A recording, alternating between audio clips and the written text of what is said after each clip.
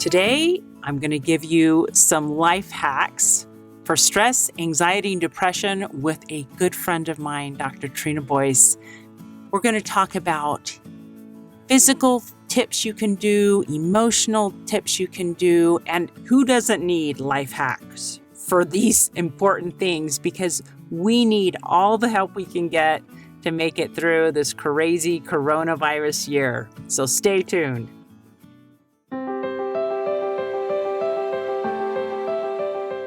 Welcome to Stories of Hope in Hard Times, the show that explores how people endure and even thrive in difficult times, all with God's help. I'm your host, Tamara K. Anderson. Join me on a journey to find inspiring stories of hope and wisdom learned in life's hardest moments. Welcome, my friends. Here we are, beginning of November of 2020, and this has just been a crazy year. I'm constantly amazed by all of the challenges so many people are facing, and some of the challenges due to COVID-19 have been very, very weighty. There's been a lot of people who are struggling because of all the change.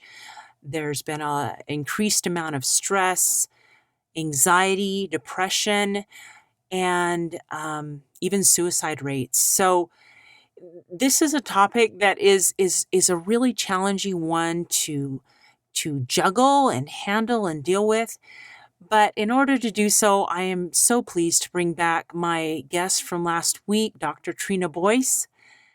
For those of you who were unable to catch my interview with Trina last week, I'm going to do a brief introduction, and then we're going to talk about this topic that is so important and so needed right now. And Trina does it with such a positive voice, and she even has some free giveaways.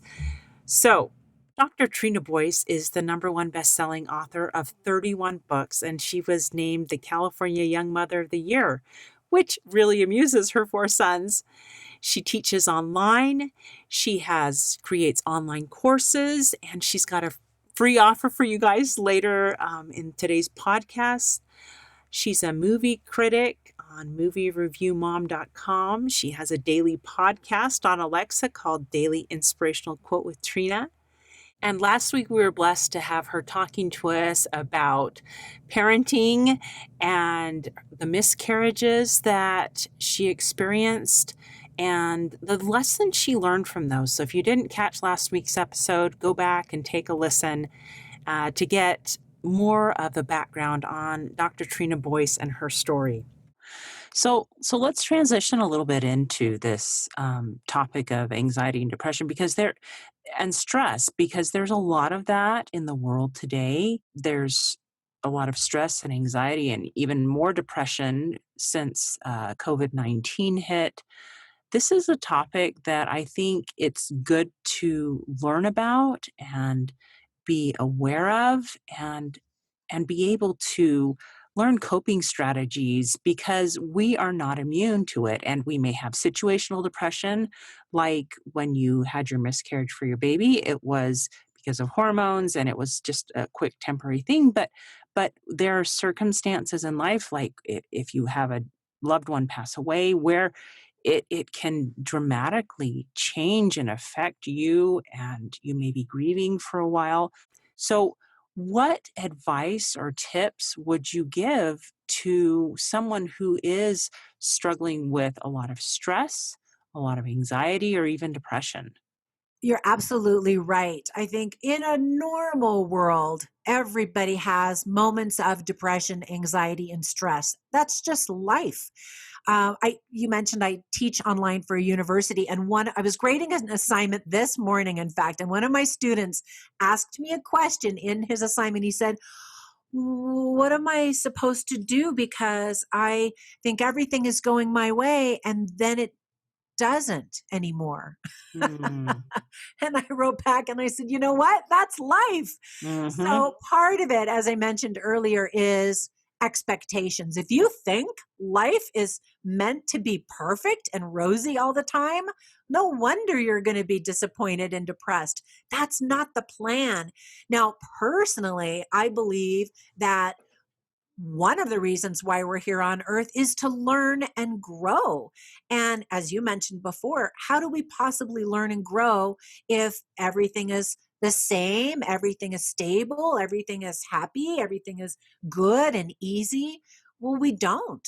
We stagnate, actually. And you have to constantly be working on a new goal or a new challenge in order to, as you said, learn more about yourself and what you are capable of even doing. So part of it is just recognizing that there will be challenges. Now, who could have foreseen this pandemic? Well, I guess if you look at history, you could say, well, we were due. The last one was 100 years ago. So, but nobody had that on their radar for 2020.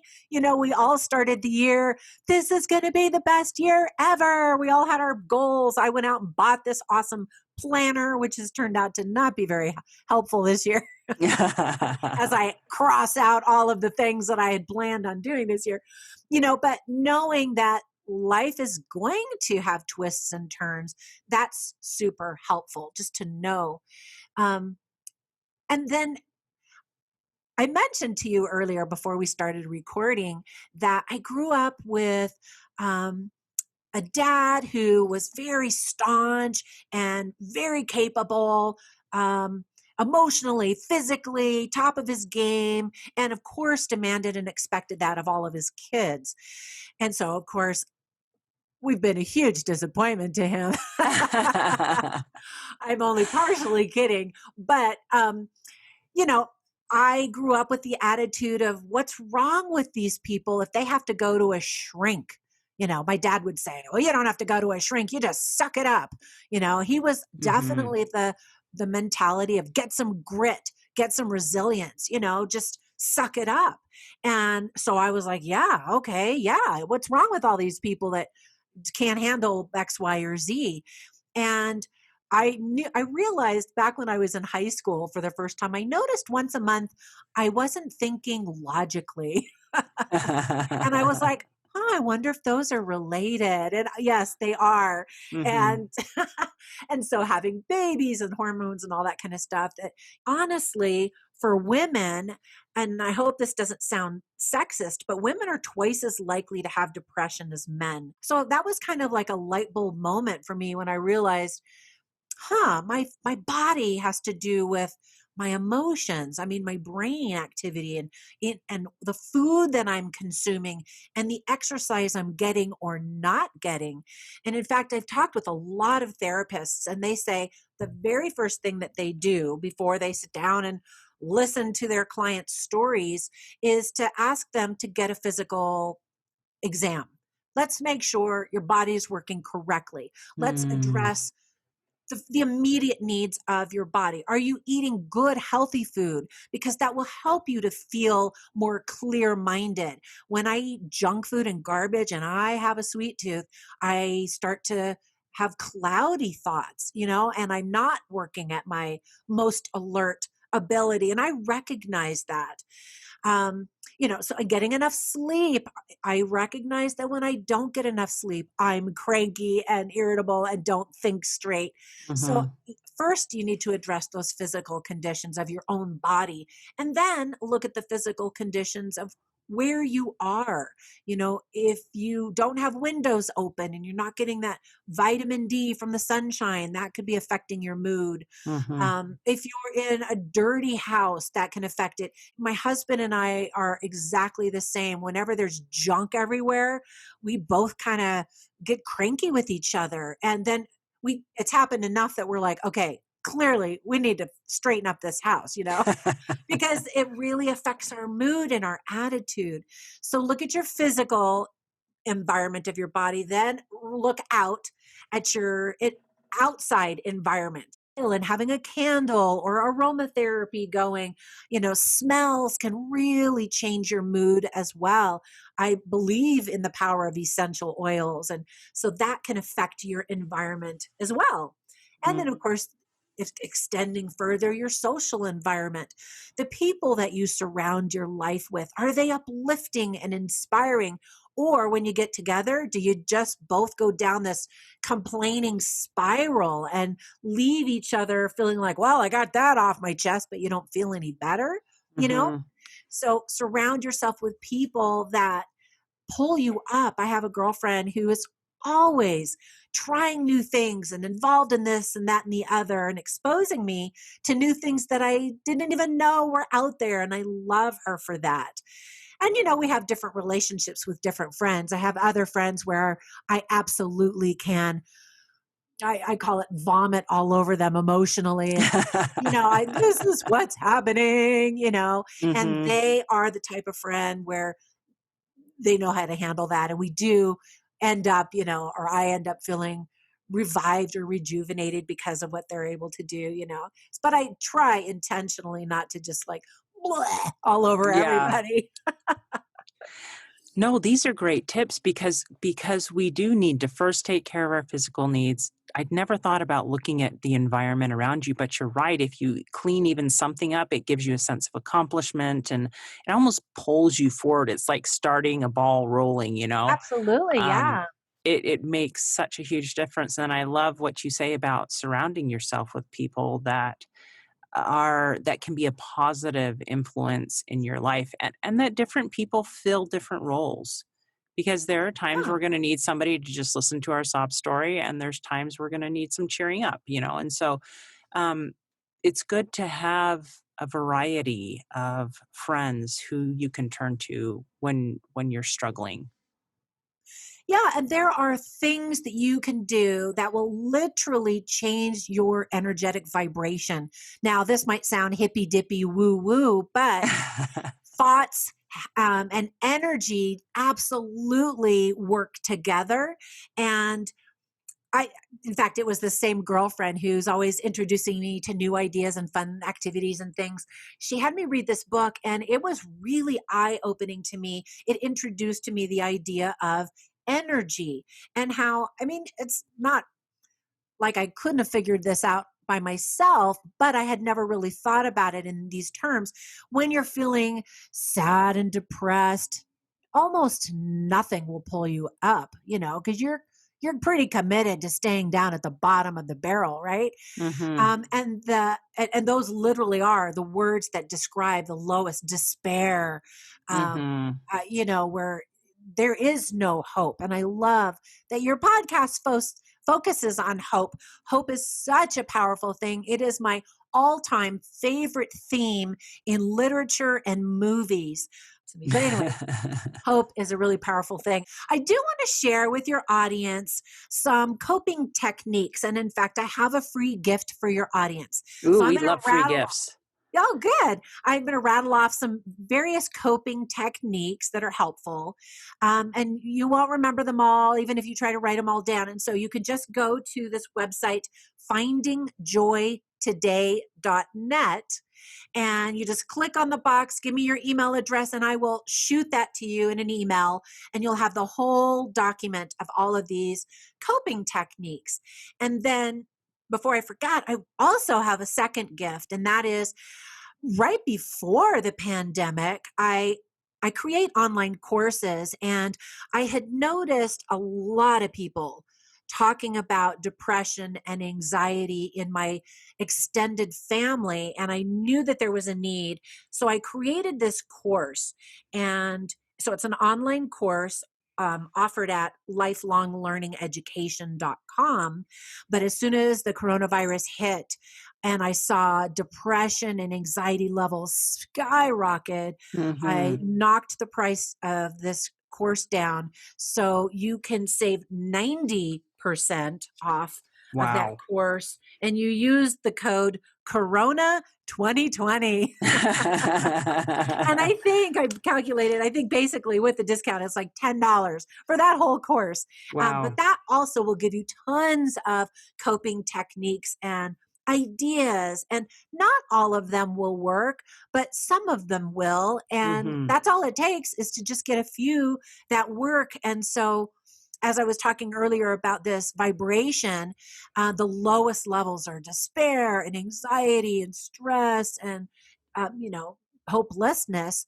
And there are little things you can do, and picture a ladder. So as you're climbing up this ladder, trying to get out of the pit of despair, Mm-hmm. literally, each little activity or exercise or thing that you do can bring you up one rung on that Mm. ladder until you get to that top, which literally is a different vibration.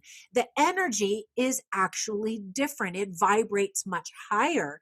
And the highest level on that rung is gratitude. And that's a Mm. simple exercise, is to keep a gratitude journal or to focus on the good things that exist in your life. But so some of the little things that I'm going to tell you here in just a second will give you some ideas of those things that you could do.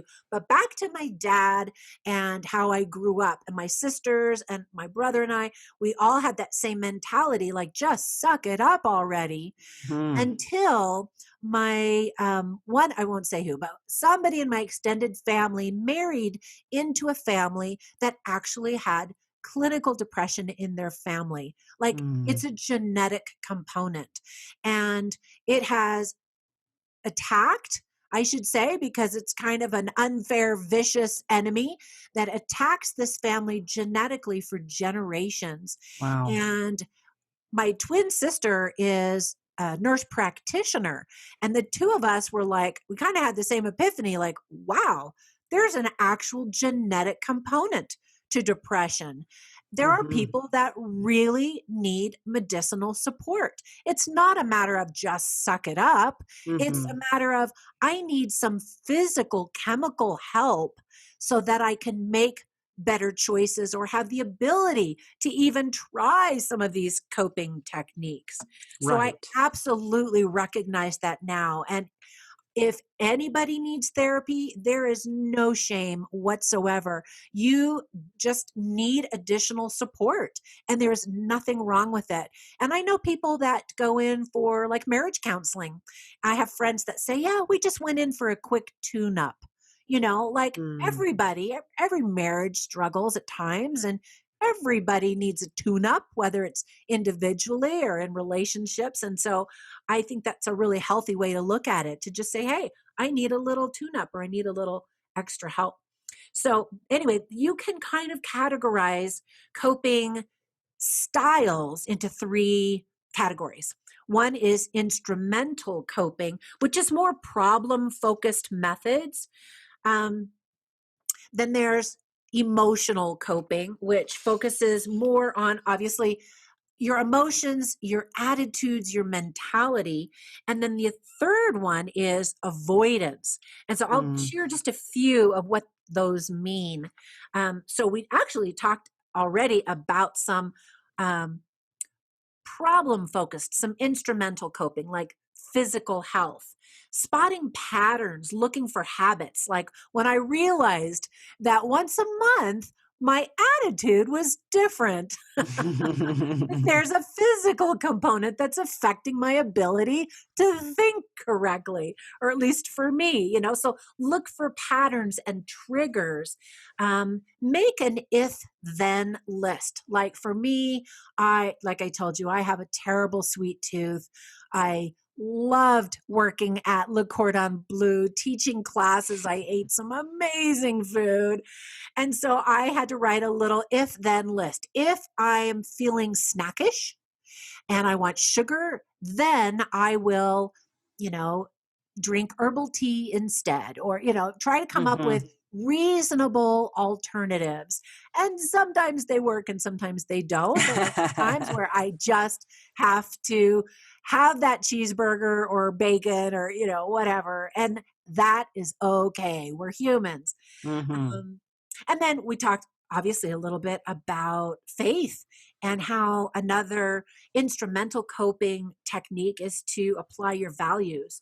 So if you are religious, to understand that there are lessons to be learned. And that's one thing that I shared with my student, is to say, instead of looking at this new challenge in your life that you didn't welcome, instead of look at it as an opportunity to learn and grow, and to ask yourself, what should I be learning from this? Mm-hmm. So I felt like I had learned so much after my first miscarriage. So I was kind of surprised when I had a second and a third. I was Mm-hmm. like, wait a minute. I thought I learned all the important stuff. Why am I doing this again? Well, sure enough, there were still yet more lessons that I needed to learn. Not that's why necessarily I had miscarriages, but I certainly took the opportunity to dig deeper and find out, all right, what is there yet for me to learn from having this experience? We obviously we talked about physical things, exercise, nutrition, hydrating. Just simply Ooh. being dehydrated, you can get a headache and be cranky and not think straight and react in a way that you wouldn't normally if you were, drinking good clean water. Um, be really clear about what you want. And that has to do with standing up for yourself by explaining your expectations and even your boundaries. So, for example, whenever my husband and I travel, and we love to travel. So, this whole pandemic has really frustrated us because we had all these fun trips planned and we've had to cancel them all, but whatever. Um, so whenever we do leave on a trip, usually when we're in the car, either headed out or in the car headed to the airport, depending on how far we're traveling, we'll say to each other, okay, what are your expectations for this trip? What would you like to have happen on this trip? So for example, if I'm like, well, I got to see every touristy attraction that I possibly can in this city, and my husband's like, well, I just wanted to take a nap and read a book. Then we were like, okay, well, now we know, we need a compromise. Yeah. So it's really helpful to actually verbalize that because sometimes we don't know. Like I'll be really upset, and I'll think, why am I so upset? And then I realize, oh, it's because I didn't get what I wanted. I'm throwing a tantrum. Well, I didn't Mm-hmm. even know I wanted that thing until I didn't get it. You know what I mean? No, and that's true. And that's where I remember attending a class a number of years ago. It was when I was newly married. And the lady giving the class gave it all on expectations. And she said, often when we're upset, it's because we didn't get what we expected. That picture in our head of how we Mhm. thought things would play out didn't happen. And so we're Right. like, oh, dang it. But she said, often we forget to verbalize that. We forget Huh. to tell people, this is what I'd like to see happen. And so I know that's something that I've had to learn to, like, especially on if we have a Saturday, I always start the day off asking my husband, what are your expectations for today? What do you see happening for today? Because often he's got a list in his brain. And I'm like, okay, those are your expectations. Here's what I need to get done too. So just as we balance that out and add to the mix all the needs of the children that day, sometimes we're like, okay, obviously we're not going to get everything done today, but what can we do? So it's a balance. And that's life, right? Yeah. Yeah, absolutely. And to plan ahead and visualize any potential obstacles like, okay, I'm going to go to this party. There are going to be delicious, fattening foods. How am I going to handle that? Or I know so and so is going to be at that party and I can't stand listening to that person drone on and on and on. How am I going to politely excuse myself from having a conversation? Yeah, I mean, that was a terrible example, but to actually anticipate possible roadblocks along your journey. So I you can love have that. a plan ahead of time and maybe even role play. Yeah, and then another thing is to identify your power hours. In other words, what are the hours of the day where you really are the most effective? Well, that's when you get your tough stuff done, whether it's working or having a challenging conversation with somebody or whatever, schedule meetings during those power hours. And I love that in our culture today, people are using the word intentional. That never really was in Mm, the typical American vocabulary. Now you hear people saying, I'm doing this with intention, or I'm going to wake up and with intention create my day. And I love that people are more aware of the power that they have to create the day that they want. Here's a silly story. I was in Costco when this is many years ago, but I was in Costco and I was in a hurry and I had to get some whatever I had to get. And so I had my little cart and I'm racing through the aisles and I noticed everybody was like really cranky. Everybody would look at me and grimace or growl. And I was like, what is up with everybody? Wow. And so I'm racing through the store, getting all this stuff done, finally get in my car, start to back out. And I look in my rear view mirror and I realized all those people were reacting to me.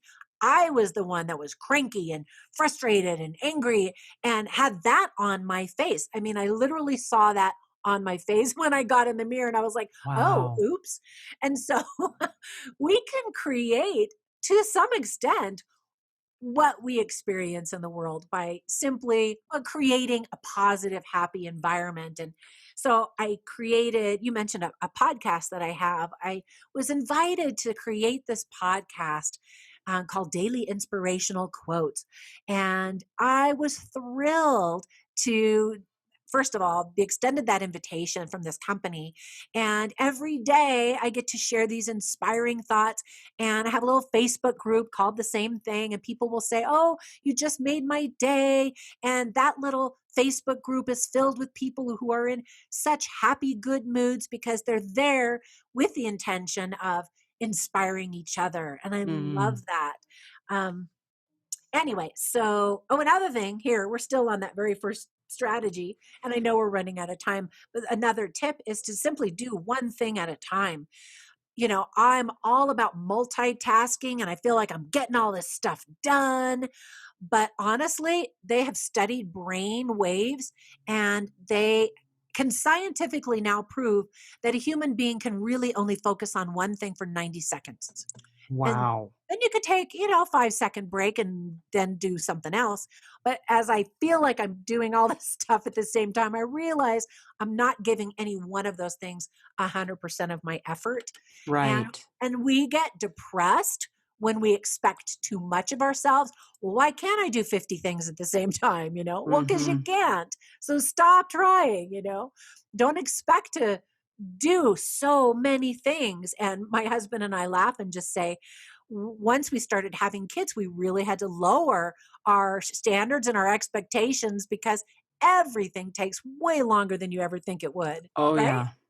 Oh, yeah. I remember after we had our first baby, just the goal that I set was seriously to get a shower every day. Exactly. That was it. I know. That was it. Besides I taking care know. of the baby, I just wanted a shower. That was seriously my first goal. And I thought, oh my gosh, I used to get all this done and I was working and now I can barely get a shower, So Yeah. sometimes Yeah. life throws you curveballs or life circumstances change and you have to learn to pivot and say, oh, like you say, whatever. Okay, this is how it is now. Right. And there have been many times in my life, and I don't ever want to trivialize any challenge that anybody's going through, because there have been many times in my life where my living circumstances, my life is nowhere near where I thought it was going to be because of these things that were outside forces affecting the quality of my life, or what, without getting all into all my details. You know what I mean? Yeah. And there are, when those occasions happen, that's when you have to kind of embrace that whatever and know it's not permanent. Eventually it will pass through. And I'm being super vague because, you could probably think of a million circumstances that would be permanent, like, being permanently paralyzed. Well, okay, maybe that one is permanent, but you never know. I mean, there's still always hope. I don't know. I guess I'm always thinking of hope. But let's talk about, do we have time to talk about some emotional strategies? Yeah. So let's take a quick break. But when we get back, let's build on what you've already taught us about some coping strategies for physical and talk about some of these emotional strategies that we can add to our resources that we can draw from when we are struggling and need help. How many of you out there feel like your life is chaotic, crazy, and completely awful compared to the norm? What if I were to tell you that you are normal for you? I am so excited to announce that my book, Normal for Me by Tamara K. Anderson, is now available for purchase on Amazon. This book took me 10 years to write, and I share 20 years worth of lessons learned in my life detours, including being in a car accident and having 2 of my children diagnosed on the autism spectrum. In this book, I share the secrets of how I made it from despair to peace with God's help. I also include a bonus diagnosis survival guide at the very end of my Normal for Me book. The Diagnosis Survival Guide includes 12 tips to survive and thrive in tough times. Wouldn't you like to know what those are? So what are you waiting for? Grab your copy of Normal for Me today on Amazon. And we're back. I've been talking with Dr. Trina Boice about techniques that we can use when we are struggling with stress, anxiety, or depression. And we've kind of talked about physical ideas that we can use. And now we're transitioning into emotional tips and strategies. So, another thing that I really like that's happening in our culture is that everybody is now considering meditation a viable technique. Like it used to just be for hippies and people that were kind of weird. But now everybody realizes there is some great good that can be had by meditation. And of course, prayer is a form of meditation. Um, Thinking about mindfulness is now another part of our common vernacular. People are more Yes. mindful, and I love that. Breathing and doing breathing exercises is also something that like the average person knows how to do, and that literally lowers your heart rate. That's super effective.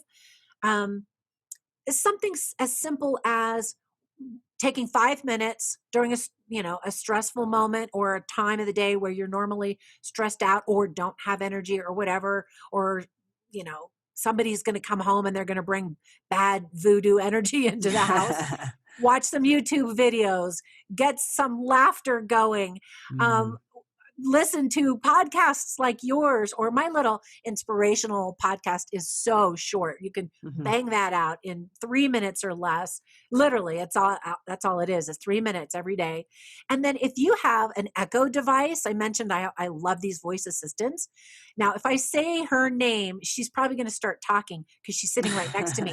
But if I say, here, we'll do this experiment, and then I'll have to tell her to stop. If I say, Alexa, motivate me. A journey of 1,000 miles begins with a single. And then she starts sharing. Oh, that's cool. Thanks, Alexa. Yeah, she'll tell you thoughts or quotes or a whole story or whatever. So again, surround yourself with things that provide moments of joy or laughter. And then, okay, so that's kind of emotional stuff because we had talked a lot about emotion stuff earlier. And then this last category is avoidance coping. So one technique is to challenge your assumptions. That means try to reframe the way that you see daily events so that you'll feel more hopeful about them. Like, again, my student, why do these things happen? Well, Right. what is it you can learn from them? Reframe that. Seek healthy alternatives. Keep practicing these style or these various techniques. Consider counseling or medication if you need additional support. Limit your screen time is huge, right? Yes. So in fact, I just started watching this show on Netflix. Everybody's kind of talking about it right now. What's it called? The Social Dilemma. Have you seen that? I have not. I only got about 20 minutes into it and moved on to some other stuff. But it's bringing out the scientific information that we already knew, that when we spend any amount of time on social media, we will be comparing ourselves in a hot minute to how we are inferior, how our lives are less than everybody else's. And that makes you depressed and discouraged. And the reality is everybody is doing their hair and makeup, and they're only showing you shining the spotlight on the happy, good, positive things in their life. They're not shining the spotlight when they're curled into a fetal position on their bed eating potato chips, right? So you have to remember, reframe what you're seeing as, hooray, we're happy for you. It's not the full story. Another technique is to stop catastrophizing. That means thinking of worst case scenarios. I grew up with a mother who was a worrier. And I remember even as a young girl thinking, that worrying isn't really solving the problem. It's not preventing the problem. And in fact, there might not even be a problem. My mother would worry about all these worst case scenarios that never happened. And I realized they were just simply stealing moments of joy away from her in her day to day life. And so I always felt like, you know what? If it happens, we're going to deal with it. And if it doesn't happen, great, or vice versa. If you want it to happen, just whatever happens, whatever, we'll deal with it. Now, I'm not to say don't be prepared, and that kind of thing, but don't spend all your time stealing your joy by focusing on all the horrible things that could happen. Yeah, my mom says, "Why worry when you can pray?" And I've always loved that little saying Yeah, because often we are truly worried about something, and just remembering that we have the capability of taking that problem and that challenge that we're worried about and just giving it to God. exactly. And then I'll just end on this one, to fill your heart and soul and mind with loving thoughts from yourself. We are Mm. our worst enemy. We do something maybe silly or dumb or even make a mistake, and just, if anybody's like me listening out there, I'm the worst person in the world. I'm the ugliest person. I can't do anything right. Right. I Yeah. totally go into a pity party, and I say horrible things to myself that I would never say to any other human being. So why would I say that to myself? And Mhm. words have power. As an author, I absolutely believe that. And whether it's spoken or written, they absolutely have power to create. So, sometimes people make fun of people that repeat these positive affirmations. I'm Mhm. beautiful. You look in the mirror, I'm amazing, and yet you don't believe it because you think you're not pretty or amazing. Mhm. But if you do something dumb, then just say, you know what? That was totally stupid. It's a good thing I'm not a stupid person. I'm going to learn from Mm. that and never do it again. Moving on, Mhm. right? Mhm. Instead of going into a big pity party. And then for what it's worth, there are moments when we're just going to have a pity party, and that's Yep. okay too. You can have a party, but it can only last for 30 minutes. Set your timer and then move on, right? Yeah. I love that. That's so fun. Oh my goodness. These tips are so incredibly helpful, and I know that maybe you listeners are listening to these and you're going, "Oh my gosh, I can't do all of them." And I think the point that Trina and I would love you to understand is pick one. Pick one. Maybe you're going to focus first on just thinking positive thoughts about yourself and not saying anything to yourself that you would never say to anybody else. Think, I am capable. I can do this one little thing today. And maybe just start the ball rolling there, and tell yourself that you're going to say positive things to yourself today, and start with that. So you don't have to start and do 20 things all at once. The beauty of changing life is change starts with a single step.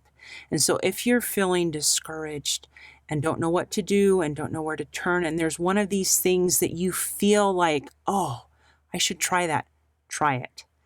And don't feel like you're all alone. There are others out there to help you with this. And if you are feeling suicidal and need to talk to somebody today, right away, you can call 1-800-273-8255. That's 1-800-273-8255. And they can help you, they can talk you through that, because I promise you, whatever you're facing, you can get help. You don't have to go through it alone. There are people out there that are so happy and willing to help you, and make sure that tomorrow and the next day and the next day and maybe next month are better than what you're dealing with right now. Before we close, I wanted to share a powerful verse of scripture that I've been thinking about today. and it is found in Romans chapter 8. So when you're feeling discouraged, this is a powerful chapter in the Bible to turn to. And if you want to turn to verse 26, it says, "Likewise, the Spirit also helpeth our infirmities." So when we are feeling overwhelmed, discouraged, downtrodden, or someone that we love is, read this verse. "Likewise, the Spirit also helpeth our infirmities, for we know not what we should pray for as we ought." So sometimes we don't even know what to pray for. But here's the latter part of the verse. "But the Spirit itself maketh intercession for us with groanings which cannot be uttered." Isn't that beautiful that the Spirit, that our feelings and how we're feeling inside, that God knows those and He is making intercession for us. He is pleading, Jesus Christ is pleading before the Father for our case. Bless Tamara. She's really struggling today. And that just brings me such hope that God is there and He's pleading for me today.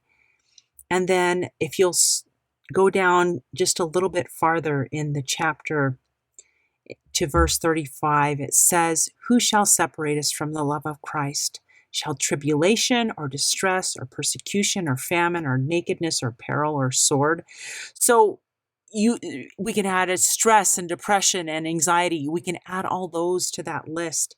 And then down to verse 38, "For I am persuaded that neither death, nor life, nor angels, nor principalities, nor powers, nor things present, nor things to come, nor height, nor depth, nor any other creature shall be able to separate us from the love of God, which is in Christ Jesus our Lord."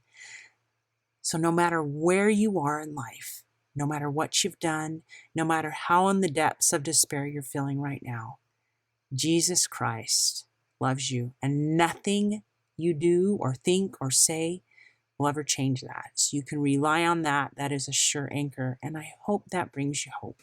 Oh my goodness, Trina. Well, we have had quite the conversation today, and I'm just so thankful that you've been willing to share these amazing tips with my listeners today. Now, Trina, there's going to be people who want to connect with you after listening to all your amazing stories and experiences. Where is the best way that they can find you? I'm kind of all over. If you just Google my name, you'll find me, Trina Boice. On social media, I'm Trina Boice.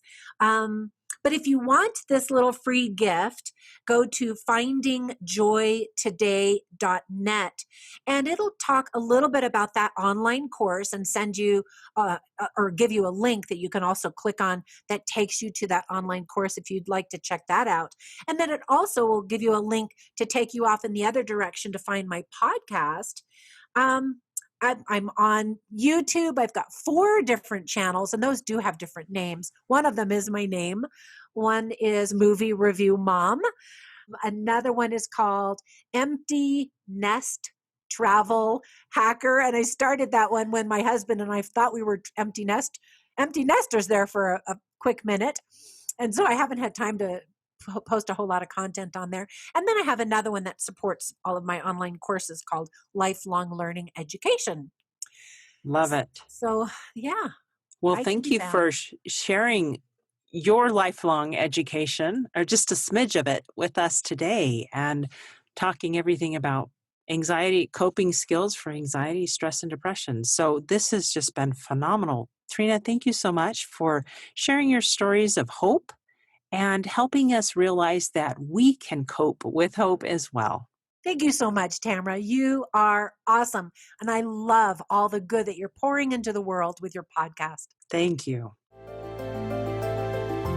Hey, thanks so much for listening to today's show. I know that there are many of you out there that are going through a hard time, and I hope you found things that have been useful today as you listen to the podcast. If you would like to access the show notes from today's podcast, visit my website.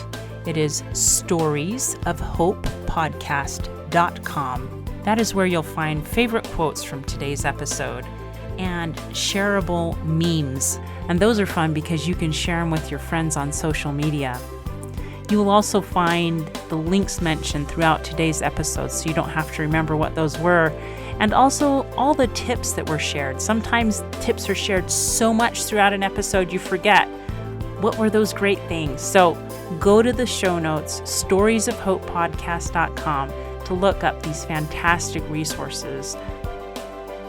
You know, if someone kept coming to mind during today's episode, perhaps that means that you should share this with them. Maybe there was a story shared or a tip that they really, really need to hear. So go ahead and share this episode with them.